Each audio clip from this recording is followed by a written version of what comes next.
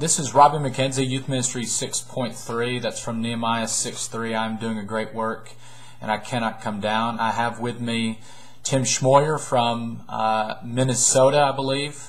Yeah. And he wrote the book Life in Student Ministry. Looking forward to talking with him about the book. Tim, if you just don't mind, just introduce yourself. Tell us what you do, what you're involved in, and a little bit about the book, if you don't mind. Yeah, well, my name's Tim, and I do live in Minnesota, and I've been a youth worker for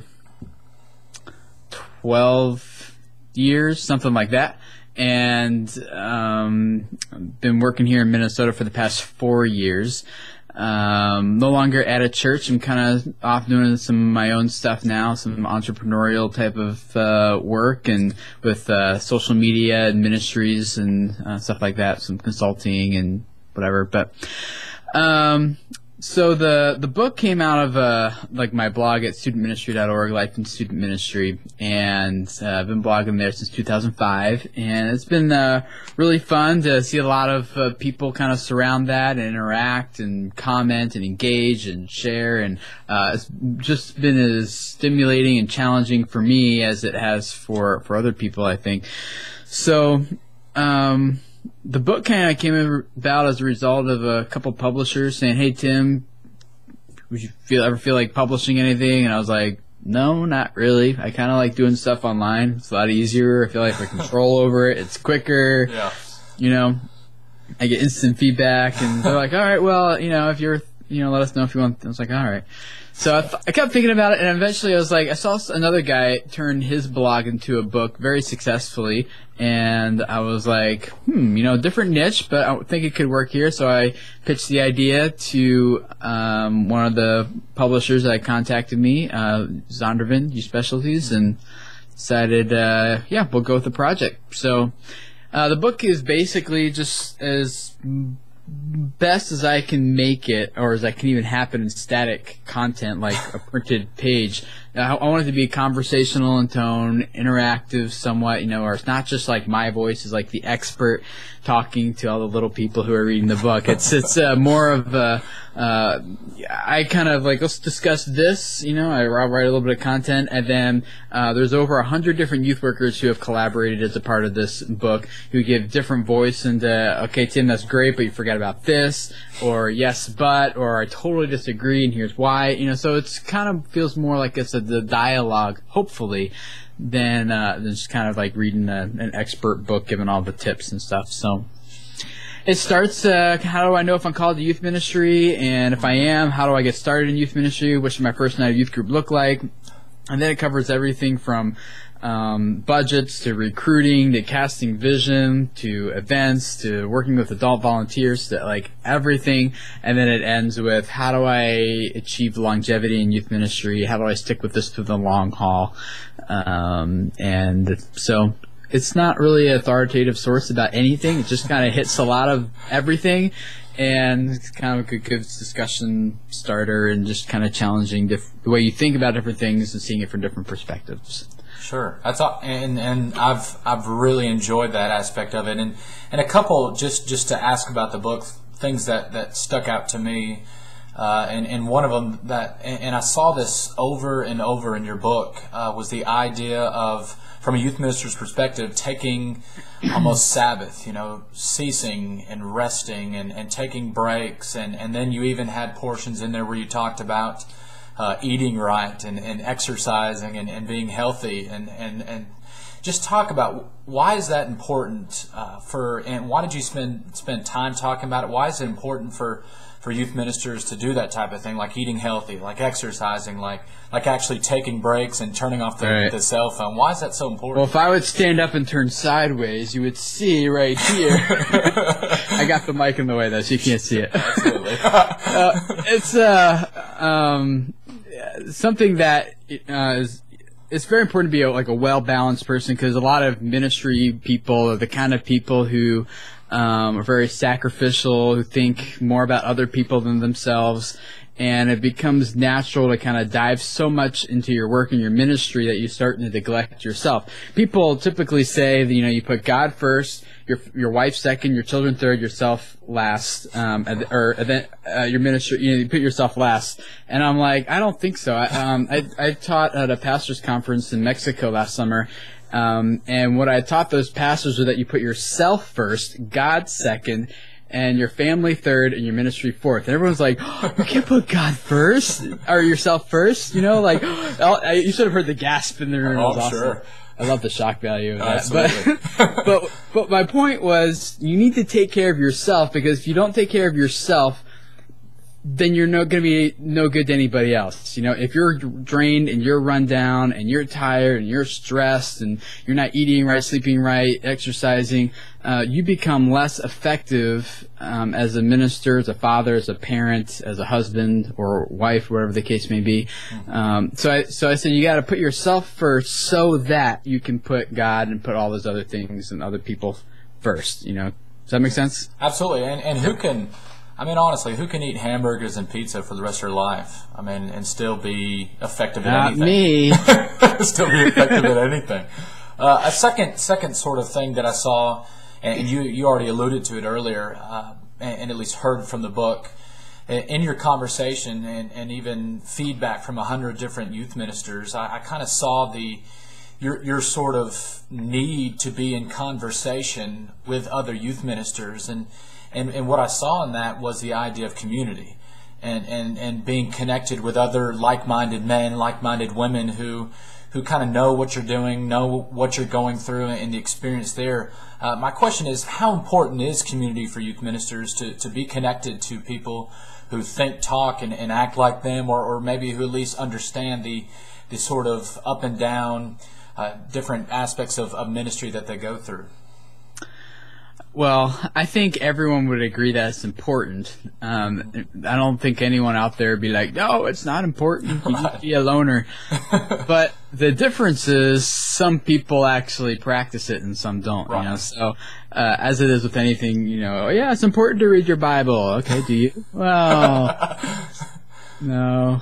So it's yeah, it's important, and I don't think that really takes much convincing for everybody. It's just whether you really value it or not. Sure. And I really do value it because, I approach everything like, I don't really know what I'm doing. I don't really know what I'm talking about. I'm just going to spew some stuff out there, and if it helps somebody, that's awesome. But please give me some feedback. Absolutely. So I can receive something in return. And that's really why I enjoy blogging is the dialogue that takes place. The subtitle of the book is Practical Conversations among Youth Workers, or something like that. Yeah. And the subtitle of my blog is similar, Practical Conversations Conversations among Youth Workers. So I appreciate the dialogue because it helps me as much as hopefully it helps other people, and ministry some contextual that what you're doing might not always work or fit in what I'm doing, and you have different values, I have different values, so yep. As iron sharpens iron, I hope we can just all refine each other to do kingdom work better, rather than one person being on the stage thinking, I got all the answers, here's what you do. Yeah. Absolutely. If you could describe the perfect youth worker, youth minister, not that it exists, he or she exists, but if you could describe some qualities of a quote perfect youth minister, what would that be? Let's see, whose names should I use here? Could do some name dropping. Absolutely.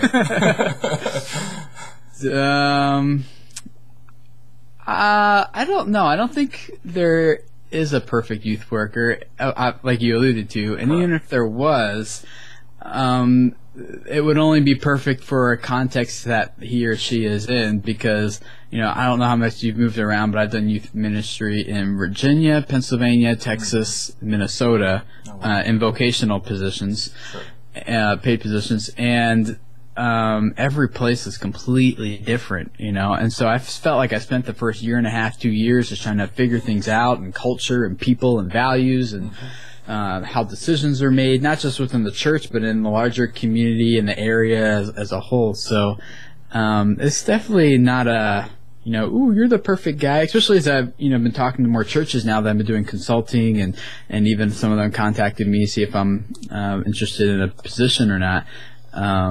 Like, you could think that one person's like, you've got a resume like, oh, this guy's great, but all this stuff that you really need to be successful in a specific ministry context isn't going to be on a resume, because they're the unspoken values. They're the thought processes and things that people maybe haven't even identified, but are the ones that'll get you in trouble. Likewise for the church, they often haven't identified the landmines that, they don't know what they are until you step on them, and then everyone finds out at the same time, But anyway, make a short story long for you. I don't know. No, I mean, that's good. And even, I mean, you talked about landmines. What about some challenges that youth ministry faces? Maybe not just youth ministry, but the youth minister will face in their ministry. What are some of those challenges that you think they will face? The biggest challenge that leads to all the other challenges, I think, the root challenge is not understanding yourself. And what I mean by that is a lot of people in general, not just in youth ministry, don't really have a good grip on what their personality tendencies are, their values, their vision, their life goals, what they just get so excited about doing that they just kind of lose a sense of time, and what things they just, we might have like a general idea of some of that stuff, but not too many people have thought about that enough to know that when they go into a ministry, what is this, how do I fit in what this ministry is offering or has or is like or whatever. And so what happens is we end up just doing ministry based on however someone else expects us to, or whatever someone tells us to do, rather than being true to what God has created us to be. And I know that there's always going to be a mix of that, because when someone starts telling you to do something that's against what God created you to be, then there's going to be that tension, but you want job security, so it gets all this. So I think the complications and the challenges come from not understanding how God has created me and what my puzzle piece looks like, so I can fit it exactly into what He's created me to do in a specific role. And then we just start making excuses like, well, every job has stuff you don't like about it, which is true. I'm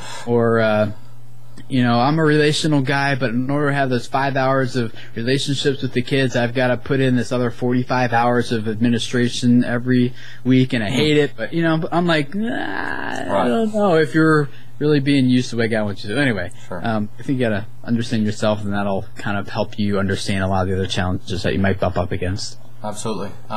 There are no silver bullet resources. There are no, one resource that's just going to solve all your problems in youth ministry, or, get rid of exactly. But other than Scripture, what would you recommend by way of resources that have been invaluable to your ministry? And it could be, books, technology, whatever you could recommend. I mean, what resources have been absolutely invaluable?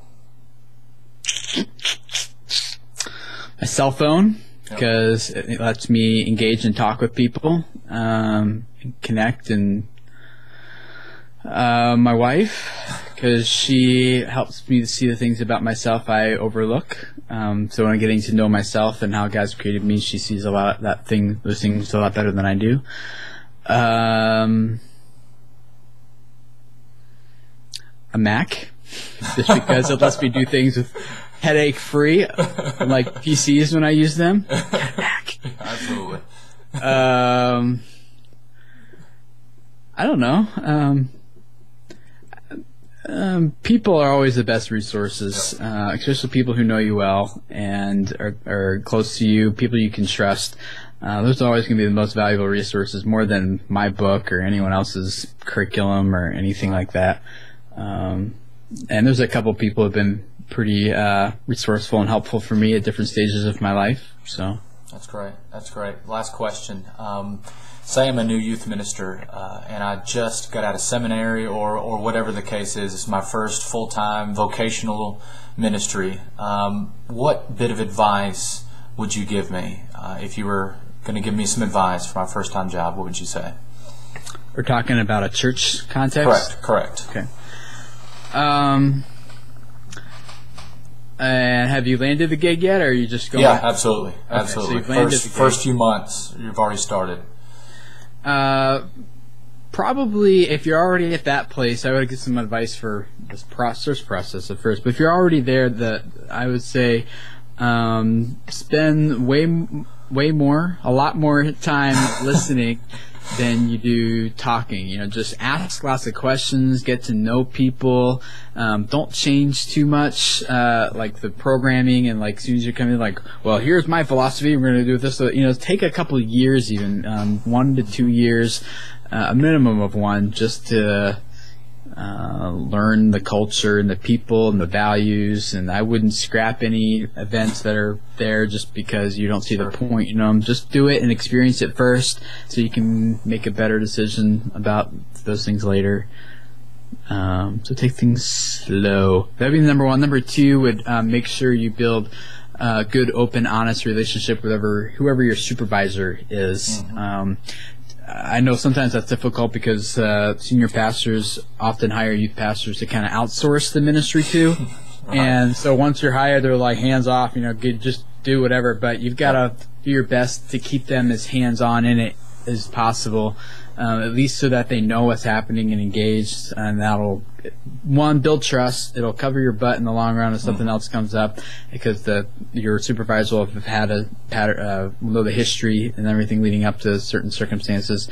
And it'll just make your life and his or her life so much more enjoyable as well as you work together. More about partnership than boss-employee, hopefully. Absolutely.